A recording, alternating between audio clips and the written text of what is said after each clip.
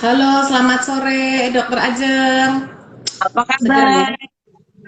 Puji Tuhan baik, kondisi masih baik sampai sekarang. Bersyukur, harus bersyukur. Halo Ya, betul para banget. bunda yang saya hormati, semuanya yang sudah mulai join dan masuk. Kami tunggu kalian semua untuk kita sama-sama bergabung bersama, ya, membahas ngobrol santai ya mengenai eh, prosedur tata laksana atau isolasi mandiri anak ya selama Ya, Dok. terpapar.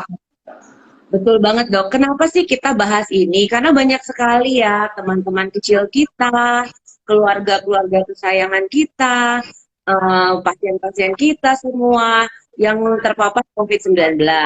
Dan tidak semua harus masuk rumah sakit, apalagi dengan kapasitas rumah sakit yang saat ini terbatas. Tentu pada saat anak terdiagnosa COVID ataupun keluarga terdiagnosa salah satu anggotanya dengan COVID atau bahkan seluruh anggota keluarga, reaksi yang pertama pasti panik ya dok ya. Panik Ya, pasti pasti itu ada yang sedih, ada apa, tapi mama-mama jangan khawatir. Kita bisa kok isolasi mandiri dengan baik dan benar ya. Tapi kan ada kiat-kiat ya nih supaya isolasi mandiri ini berhasil. Jangan sampai di tengah jalan wah tiba-tiba sesak harus dirawat di rumah sakit. Nah, kita bakal bahas ini ya dok Dian ya ke depannya. Yang pertama kali kita mau bahas nih dok, sebetulnya yang seperti apa? Syarat-syarat apa anak boleh isolasi di rumah nih? Kan kadang-kadang mama panik. Aduh panas, panasnya 40 dok. Aduh saya bawa ke IGD nih. Tapi IGD penuh. Semua pada pakai oksigen, bahkan sampai duduk di lantai. Nah, bagaimana nih anak kita yang seperti apa tuh? Seperti apa yang harus kita bawa ke rumah sakit? Seperti apa anak dengan COVID yang harus dirawat? Nah, gimana dokter Dian untuk syarat-syaratnya? ya. Untuk syarat isolasi mandiri ya, Mams. Yang pertama, anak harus tidak bergejala atau asimptomatik. Ya. Yang kedua, anak yang memiliki gejala yang ringan. Dia seperti batuk, pilek, hidung tersumbat, demam, diare, muntah atau muncul ruam tapi tidak mengganggu pernafasannya. Ya, itu adalah anak dengan gejala ringan.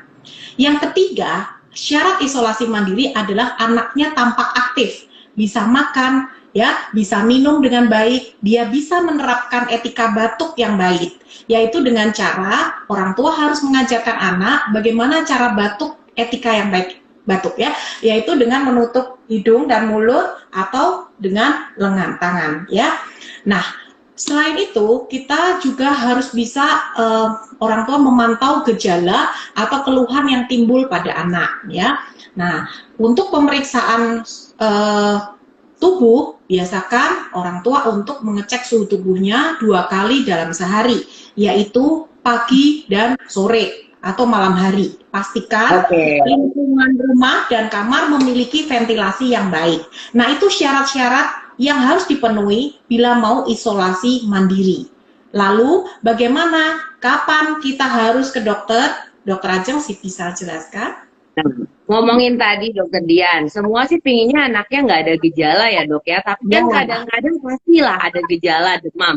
Dan ibu-ibu mesti panik nih. Nah, tapi kita harus tahu demam seperti apa yang harus panik. Yang pertama kalau demam tingginya tuh persisten lebih dari 40. Batuk pasti batuk, tapi batuk seperti apa yang harus waspada? Berarti kalau batuknya itu sampai grog-grog, sampai ngepel, apalagi sampai anaknya nggak nyaman, nggak mau makan, nah itu. Yang kayak seperti apa harus khawatir kalau misalnya misalnya sampai ada tanda dehidrasi.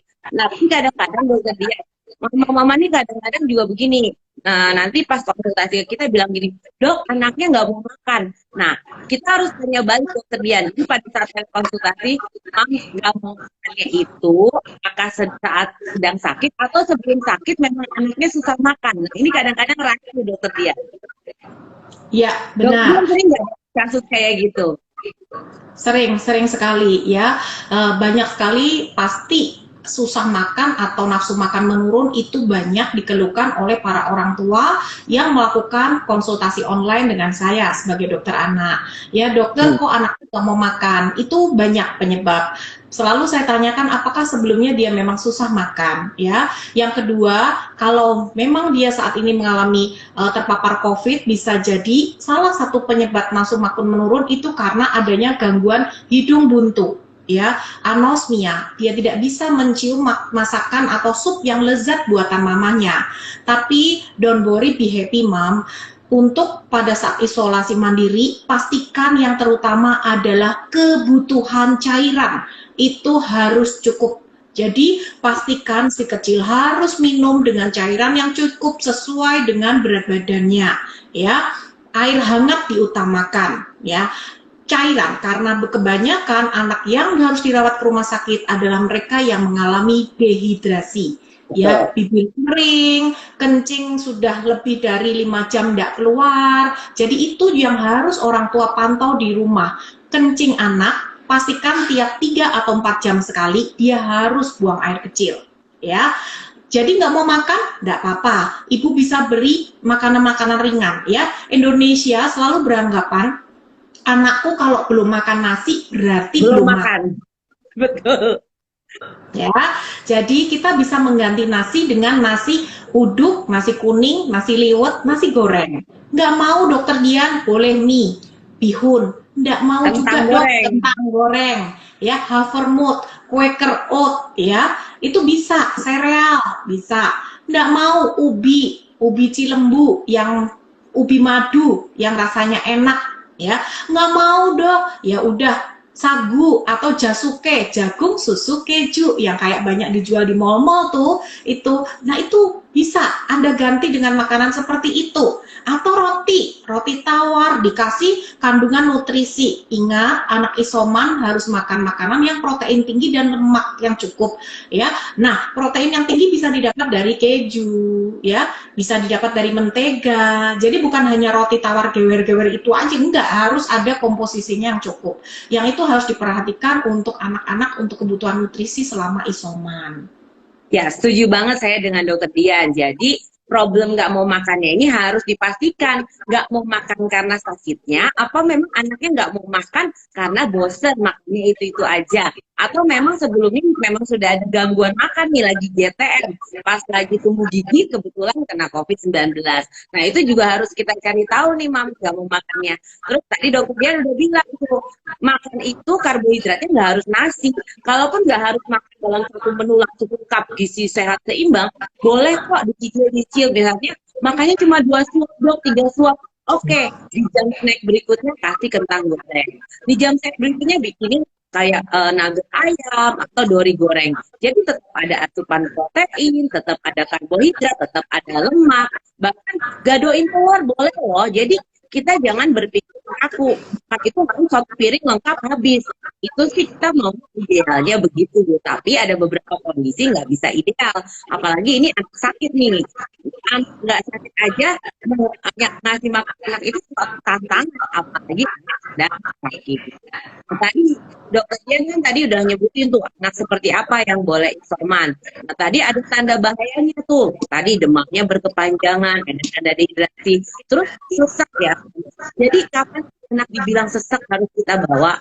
Yang pertama itu napasnya cepat. Jadi kalau anak usia kurang dari 2 bulan, lebih dari 60 kali per menit. Jadi kayak ngulur-nguluran gitu. Terus anak 2-11 bulan itu lebih dari 50 kali per menit napasnya. Kalau 1-5 tahun lebih dari 10 kali per menit, dan untuk anak lebih dari 5 tahun lebih dari 30 kali per menit. Lalu ada napas cuping hidung. Jadi hidungnya kembang kempis. Napas kembang kempis. Ada tarikan rongga dada, kita sebutnya retraksi di antara sela-sela tulang iga atau bawah leher antara tulang dada, lalu di bawah antara tulang dada bagian bawah. Nah, itu tanda-tanda sesak. Nah, kalau ada tanda-tanda seperti itu, tentunya harus dibawa ke rumah sakit. Ya.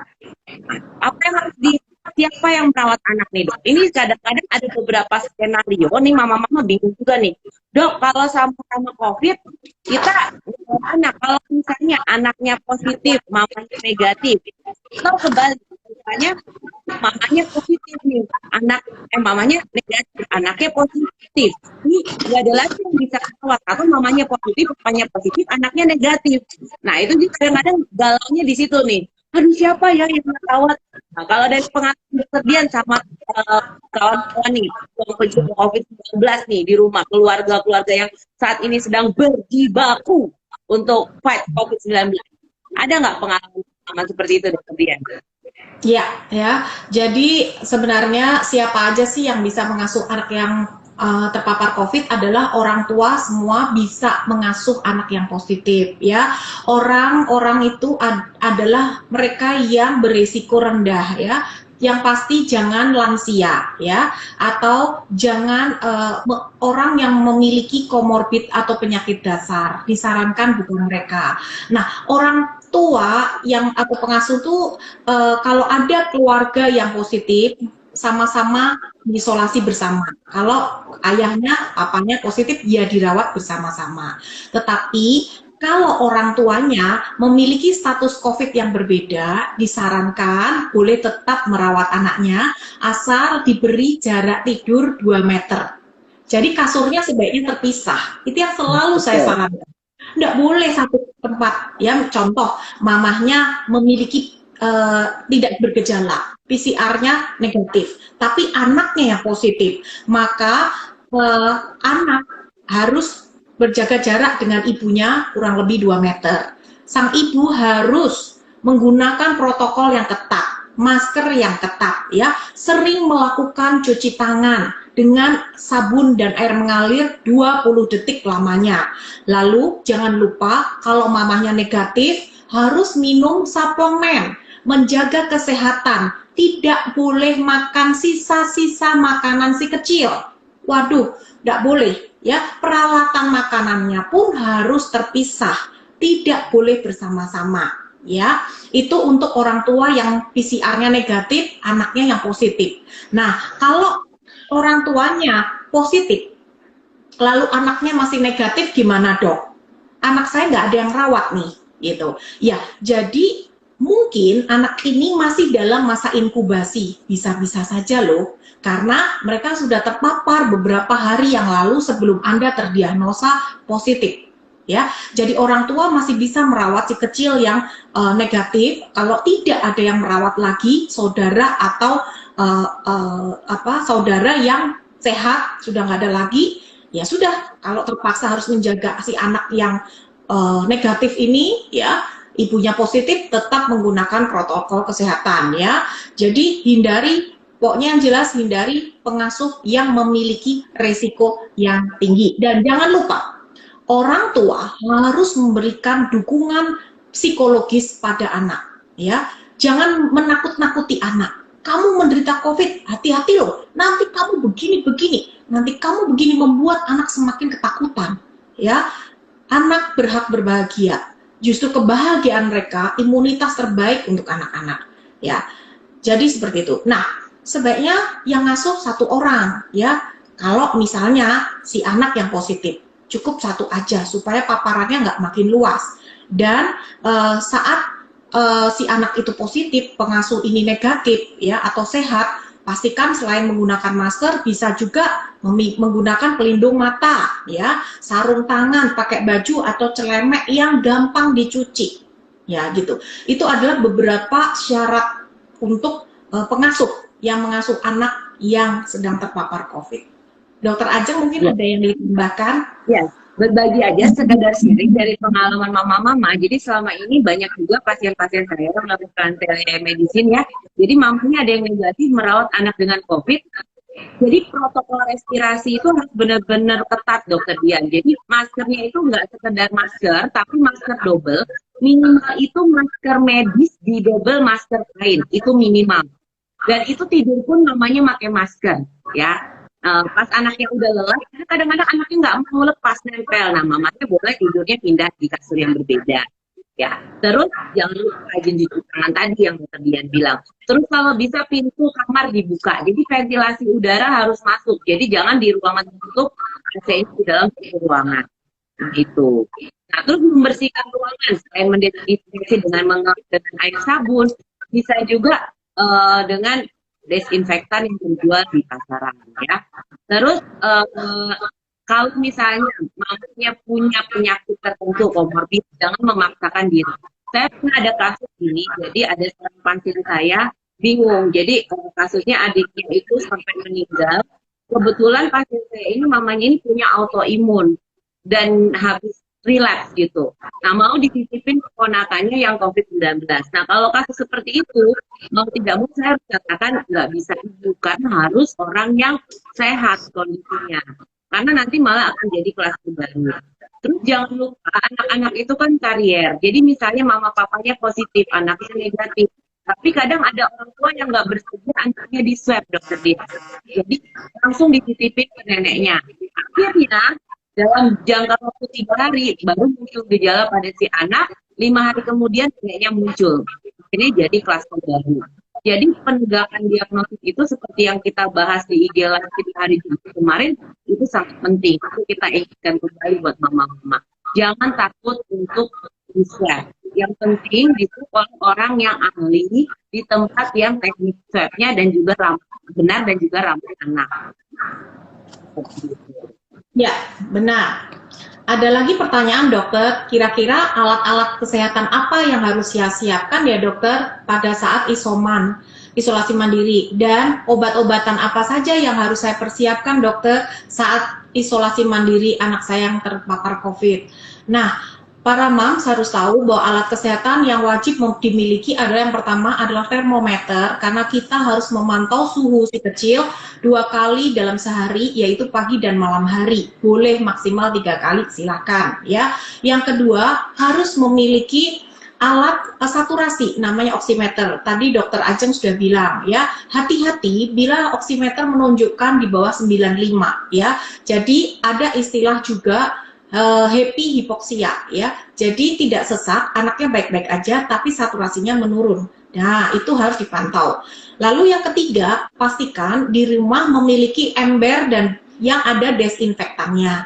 Jadi apabila setelah menggunakan masker ya moms, atau habis menggunakan baju, alat-alat makan, sebaiknya dicelupkan di ember yang ada desinfektannya tersebut ya. Lalu untuk tabung oksigen sebenarnya tidak perlu terlalu ini ya, sebaiknya memiliki gitu, tapi tidak wajib ya. Jangan lupa untuk lakukan jemur pagi jam 10 ya, pada pagi hari selama 15-20 menit. Lalu obat-obatan apa saja yang sebaiknya dipersiapkan, itu moms harus tahu. Yang pertama adalah obat penurun panas paracetamol. Ya, paracetamol ini bisa diberikan 3 kali hingga 6 kali dalam sehari. Kalau 6 kali berarti tiap 6 jam. Suhu normal anak 36 sampai 37,4 derajat Celcius. Nah, yang kedua, suplemen atau vitamin untuk si kecil. Pastikan yang mengandung vitamin C, D3 dan zinc ya. Lalu obat yang sesuai gejala yang bisa dibeli bebas seperti obat batuk, obat pilek ya, itu bisa. Nah, untuk penggunaan antivirus dan antibiotik, mohon ibu atau bapak konsultasikan ke dokter spesialis anak Anda ya, karena kita tahu bahwa COVID-19 disebabkan oleh infeksi virus. Infeksi virus itu self-limiting disease, artinya penyakit yang sebenarnya bisa sembuh sendiri tanpa antibiotika. Nah, antibiotika diberikan bila ada indikasi, ya, hanya dokter yang tahu. Karena penggunaan resep antibiotika itu tidak boleh sembarangan.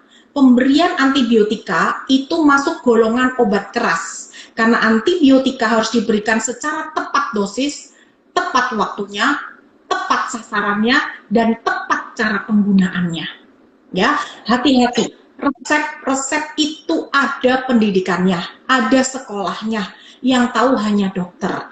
Jadi nggak boleh dibeli sembarangan, dikonsumsi sembarangan. Salah dosis nanti akan menyebabkan 10 tahun lagi mengalami kerusakan ginjal dan hati.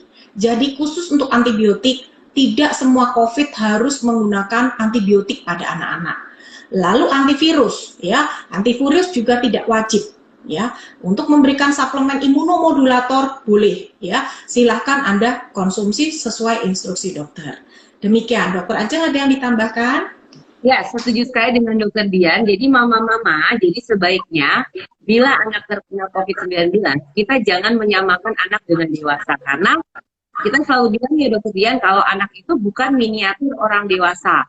Dan kita nggak bisa ngobatin apalagi dengan di WA. Wah, anak kamu waktu sakit COVID dapat obat apa? Oh, dapat obat ini. Terus nanti ada postingan di Instagram. Wah, ini paket COVID. Nah, kan banyak juga dijual ada paket COVID untuk dewasa. Nah, anak ini tidak ada paket COVID-nya. Jadi, kita itu harus melihat berdasarkan gejala klinis yang muncul. Jadi, tidak semua gejalanya sama. Jadi kalau nggak ada mencret ya kita nggak kasih obat mencret. Kalau nggak ada batuk nggak dikasih obat batuk. Nggak ada pilek nggak dikasih obat pilek. Dan penggunaan antivirus dan antibiotik itu hanya sesuai indikasi. Jadi nggak semua tuh sama dapat kayak sekarang. Wow, dapatnya ini. Kalau dewasa kan banyak sekali obatnya. Kalau anak-anak kita lihat dulu. Biasanya kalau telekonsultasi dokter akan menanyakan dulu ASI eksklusif atau tidak. Bahkan ASI eksekutif juga sampai 2 tahun. Lalu gizinya bagaimana? Anaknya pilih-pilih makanan atau diberikan gizi seimbang yang baik. Lalu jangan lupa status imunisasinya seperti apa. Biasanya kalau status imunisasinya baik ya lengkap, apalagi sudah diberi imunisasi influenza dan pneumonia, biasanya gejalanya ringan, bahkan cenderung OTG. Untuk menjadi berat, apalagi sampai dirawat ICU, itu kemungkinannya sangat kecil karena beberapa jurnal penelitian sudah membuktikan efek proteksi dari vaksin influenza dan pneumonia untuk perlindungan COVID-19 terutama pada anak. Ya, benar sekali, ya. Pertanyaan yang lainnya, Dokter Ajeng? Ya, mengenai tadi dok, kita kan tadi ngomongin masalah vitamin. Nah, masalah makanan juga penting ya, tapi mungkin kita nanti akan bahas tersendiri satu sesi ya dokter Dian ya, tentang makanan yang harus disiapkan di rumah bila anak positif COVID-19.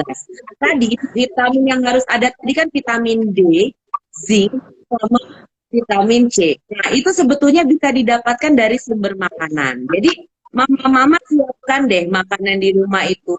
Makanan apa sih yang mengandung vitamin D? Jadi ternyata vitamin D itu selain dari vitamin, itu ada di keju, segala dairy product, pisang, lalu ada di brokoli, ada di kuning telur, lalu ada di tahu tempe, ikan salmon, dan susu. Itu sumber vitamin D. Kalau sumber vitamin C itu selain dari buah jeruk, orang kan taunya vitamin C jeruk ya, ternyata di pepaya, stroberi, jambu biji, cabai, ceri. Jadi buah-buahan atau sayur yang warnanya terang, itu kandungan vitamin C-nya tinggi. Terus zinc itu juga ada di makanan loh mama.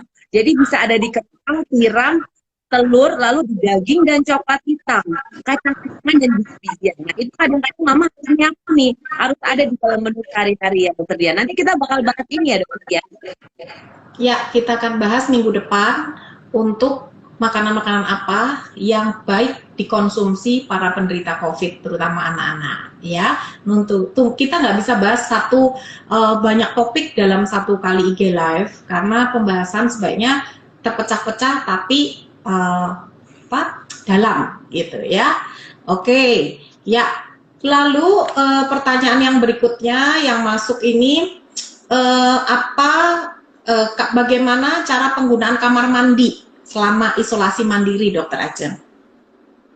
Jadi kamar mandi sebaiknya terpisah antara yang positif dan yang negatif COVID-19. Termasuk alat-alat mandi terpisah. Lalu harus rajin dibersihkan untuk kamar mandi. Terutama kalau misalnya habis dipakai. Jadi dibersihkannya bisa dengan air sabun. Terus area-area seperti gagang pintunya, kerannya, toilet, wastafel, sampah pencetakan kamar mandi itu harus rutin dibersihkan. Bisa menggunakan campuran air dan sabun atau deterjen atau cairan desinfektan khusus. Jadi memang harus rajin dibersihin sih kamar mandinya, gitu. Karena ada beberapa kasus dok kamar mandinya cuma satu, nggak bisa. Jadi terpaksa berbagi kamar mandi. Oke, itu ada satu risiko, tapi kita harus meminimalisir risiko itu sendiri. Dokter Dian ada pertanyaan juga nih. Soalnya ada beberapa mama yang curhat. Dok, itu tetangga sebelah rumah saya, itu lagi isoman di rumah, tapi anaknya naik sepeda keliling-keliling. Tiba-tiba muncul di depan rumah saya. Nah, itu harus diingatkan kalau protokol isolasi mandiri itu, namanya isolasi itu bukan tidak bekerja, tapi jalan-jalan ke klinik. Tapi benar-benar memang isolasi itu tetap di rumah ya. Bahkan ada pasien saya nanya gini, dokter Ajeng, ini papanya positif COVID. Saya mau periksain anak saya datang ke rumah sakit, boleh nggak? Lagi isolasi, ya isolasi di rumah. Jadi itu memang bisa telemedicine. Atau kalau ada tanda bahaya, memang ke IGD. Nanti akan dilakukan asesmen di situ apa perlu dirawat atau tidak. Jadi isolasi itu harus diingat ya, Mas. Kalau itu berarti di rumah, tetap di rumah, gunakan masker, jaga jarak, cuci tangan, dan menerapkan etika baku. Ya, Dokter Dian ada yang mau ditambahkan nggak? Atau ada pengalaman Dokter Dian mengenai masalah isolasi ini? Ya, saya menambahkan untuk penggunaan kamar mandi apabila orang tuanya negatif atau sehat, sedangkan si kecil positif, jadi disarankan orang tuanya mandi dulu deh, duluan yang sehat dulu, yang menggunakan kamar mandi. Setelah itu baru si kecil. Kalau sudah udah besar ya, tapi kalau yang kecil-kecil ya orang tua yang mandi, habis itu baru urus anaknya. Terus yang berikutnya untuk masker. Ya, saya ulang kembali, penggunaan masker itu pada anak-anak disarankan untuk mereka yang berusia di atas 2 tahun. Ya, boleh menggunakan masker atau face shield. Ya, kalau di rumah tetap disarankan pakai masker. Nah, tetapi kalau anak di bawah 2 tahun tidak perlu menggunakan masker, ya, karena apa? Nanti akan mengganggu pernafasannya. Kita nggak bisa memantaunya setiap saat. Jadi, untuk penggunaan masker itu harus tahu untuk anak-anak, ya. Oke. Terus untuk istirahat bed rest ya, untuk tidur itu minimal 8 jam per hari ya. Itu harus dipastikan anak-anak banyak istirahat ya. Banyak istirahat tapi jangan kebanyakan istirahat. Mereka juga harus melakukan olahraga atau hobi mereka seperti melukis, menggambar ya, nonton film yang lucu ya, yang membuat bahagia ya. Karena pokoknya lakukan deh segala sesuatu yang membuat bahagia, happy pada anak-anak ya. Oke. Terus kenapa harus happy? Karena kalau happy ada 4 hormon nih yang diproduksi, yaitu dopamin, serotonin, oksitosin, dan endorfin. 4 hormon bahagia ini meningkatkan imunitas tubuh. Ya, jadi jangan lupa harus happy. Dokter Dian, nah ini beberapa komentar nih dari mama-mama. Saya bacain ya. Ini ada dari Mama Rizky Amalia. Terima kasih, anak saya Brega sudah sehat, minum ASI sudah mulai banyak. Ada Mama Aryen, jika anak terkena COVID boleh dilakukan vaksin berapa lama setelah sembuh? Jadi 1 bulan setelah negatif PCR. Itu pernah dibahas ya, waktu itu di Instagram IDAI dengan Prof. Gisi dan Prof. Aman ya. Ya, 1 bulan ya Mam setelah sembuh. Ibu Afarika Aprilia, alhamdulillah selama ngurus Rendra COVID, aku sama suami tetap negatif. Tentunya dengan masker double, prokes dan ekstra. Nah, jadi banyak juga ya yang berhasil ya. Nah, ini ada lagi dari Mama Ibu Tom. Halo Dokter Dian dan Dokter Putri. Mungkin Dokter Anjing kali ya, bukan Dokter Putri. Terus, oke. Nah, Dokter Dian, kapan kita tentukan isolasi selesai? Nah, ini kadang-kadang banyak bertanya nih, sampai kapan sih isolasi? Terus ada juga yang, kok ini nggak negatif-negatif, terutama yang mama papanya ya. Kalau anak-anak biasanya cepat negatif, Dok. Mama papanya nih yang belum negatif nih. Nah, kapan sih kita menentukan selesai isolasi? Nah, itu pertanyaan yang sering ditanya sama mama juga. Ya, umumnya sih gejala akan hilang 14 hari Mams ya.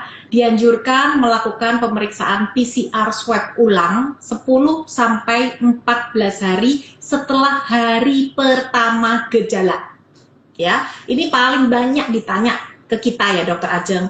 Dokter Dian, ini aku udah konsultasi online, udah positif, terus kapan nih aku PCR swabnya, kapan anak saya sembuh? Ya, jawabannya adalah gejala rata-rata akan hilang 14 hari itu maksimal. Swab ulang 10 sampai 14 hari setelah hari swab pertama positif. Ya. Nah, bila tidak bisa melakukan pemeriksaan swab maka disarankan isolasinya 10 hari plus 3 hari setelah bebas gejala. Ya, 10 hari ditambah 3 hari setelah bebas gejala, ya. Nah, pada penderita dengan gejala yang berat atau pasien-pasien dengan penyakit yang kronis, umumnya masa menularnya akan lebih panjang, ya. Maka dokter yang akan menentukan kapan selesai isolasi, ya, bukan orang tua. Jadi begitu pentingnya pemantauan konsultasi ke dokter, karena dokterlah yang menentukan kapan selesai isolasi pada mereka dengan gejala berat atau pasien-pasien yang kronis, ya gitu. Ada tambahan, Dok? Iya dok, saya sekedar cerita ini dari kasus-kasus yang saya temui di lapangan. Kenapa sih penting harus melakukan swab ulang setelah selesai isolasi? Karena ada kasus kayak gini dokter Dian. Jadi awalnya di dalam satu keluarga itu mamanya yang positif, mamanya isolasi, anak-anak pada awal mamanya COVID itu hanya swab antigen. Swab antigennya isinya anak-anak negatif. Lalu setelah isolasi nih mamanya selesai 14 hari, mamanya negatif nih. Tapi anak-anak tidak di swab ulang. Nah, 3 hari setelah mamanya negatif, mulai anak ketiganya itu mulai batuk-batuk. Lalu dalam 2 hari, 3 anaknya, 3-tiganya ada demam, ada batuk, ada pilek.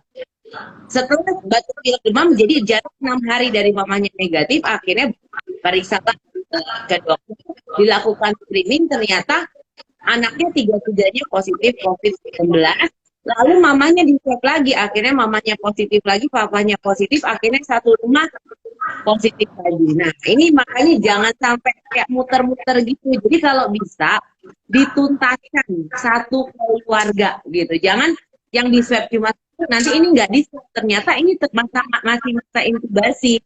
Atau kita kan nggak tahu selama kita melakukan isoman, benar nggak sih udah ngikutin aturan-aturan yang tadi kita sampaikan sebelum-sebelumnya, udah patuh nggak sih protokol respiratorinya? Jangan-jangan pakai masker tapi maskernya turun-turun, hidungnya kelihatan, atau maskernya di dagu, atau kadang-kadang pengep buka dulu maskernya, terus kadang pegang hidung, habis itu pegang pintu, habis itu nyiapin ini. Nah, kadang-kadang kan kita nggak tahu. Nah, makanya bisa memang kluster keluarga itu benar-benar harus ditangani secara tuntas gitu. Jangan sepotong-sepotong. Nanti kalau sepotong-sepotong jadi nggak selesai-selesai muter-muter di situ. Gimana dokter ya? Ya benar. Jadi jangan sampai rantainya itu terus nggak ada ujungnya. Itu pentingnya PCR swab ya. Nah, begitu pula untuk antigen ya. Jadi banyak sekali juga yang menanyakan, dok, ini sebenarnya kita bahas sudah kemarin. Dokter Dian, ini anak saya sudah antigen swab, ya, hasilnya negatif. Nah, saya bilang hati-hati karena biasanya antigen negatif itu harus diulang kurang lebih 5 atau 7 hari kemudian. Nah, itu dengan PCR swab. Karena jangan-jangan awalnya waktu antigen itu virus belum ada, sekarang sudah terpapar baru muncul di hari ke-7 atau hari ke-14 hari kemudian. Jadi disarankan PCR swab tetap merupakan gold standar ya untuk melakukan pemeriksaan COVID-19. Ya, karena negatif antigen swab belum tentu negatif COVID-19. Bisa aja cara pengambilan sampelnya mungkin kurang terlalu dalam, virusnya nggak dapet, atau jumlah virusnya dalam jumlah yang kurang, sehingga tidak terbaca di alat. Ya. Wah, nggak berasa nih dokter Dian ngobrol-ngobrol kita nih. Ya, benar. Nggak terasa memang kadang-kadang ya. Jadi nanti kita akan membahas masalah nutrisi untuk anak yang terpapar COVID. Sebentar lagi ya, kita akan info waktunya supaya tips-tips atau pembahasan COVID kita semuanya sudah terbahas dengan baik ya. Kemarin yang belum bisa mengikuti tentang pembahasan kita tentang screening COVID pada anak, bisa lihat di YouTube kami, Kelas Gudang Ilmi. Ya, di YouTube semua IG Live kami akan simpan karena memang tujuan kami di sini untuk mengedukasi, untuk sharing ya, sesuatu yang bermanfaat buat Anda. Kita akan simpan di YouTube Kelas Gudang Ilmu. Please like, subscribe ya YouTube kami ya, supaya kalian tidak akan ketinggalan informasi yang baru, informasi yang untuk tentang kesehatan anak gitu. Dok, Dokter Dian, banyak juga yang mama-mama nanya, sebetulnya pemantauan isoman di rumah itu siapa sih yang memantau dan cara pemantauannya itu dengan apa gitu. Sedangkan kan harus diam di rumah, nggak bisa pergi ke rumah sakit, mau pergi ke IGD juga ramai banget. Malah jangan-jangan nanti anaknya OTG nanti malah jadi ketemu yang penyakitnya berat, anaknya ketakutan, atau nanti bisa kena infeksi sekunder. Nah, gimana dokter Dian? Ada tips nggak buat mama nih sekalian kita mau tutup nih ide kita sore hari ini? Menteri Kesehatan menyarankan untuk kita para dokter anak siap melayani konsultasi online ya. Anak-anak sebaiknya ditangani dan dipantau ya, dikonsultasikan dengan dokter spesialis anak ya. Karena terapinya sangat berbeda dengan dewasa. Dosisnya lebih paham dokter spesialis anak. Jadi mohon untuk melakukan konsultasi online. Semua rumah sakit sudah membuka pelayanan konsultasi online. Semua dokter spesialis anak rata-rata sudah mulai melayani konsultasi online. Ya, tanyakan kepada dokter spesialis anak Anda, catat nomornya, ada apa-apa bisa menghubungi. Nah, untuk anak yang sudah stabil, sudah dikonsultasikan, jujur, Dokter Ajeng dan saya suka dengan video call ya, bukan chatting-chatting, karena dengan video call kita bisa berkomunikasi dengan baik, bisa melihat kondisi anak bagaimana. Kadang-kadang chattingan orang tua, aduh lebay banget ya, banyak banget ceritanya panasnya gini, ternyata dilihat dengan video call anaknya stabil, lari sana lari sini, anaknya baik, makannya lahap. Jadi saya lebih suka menggunakan video call. Begitu pula dokter Ajeng.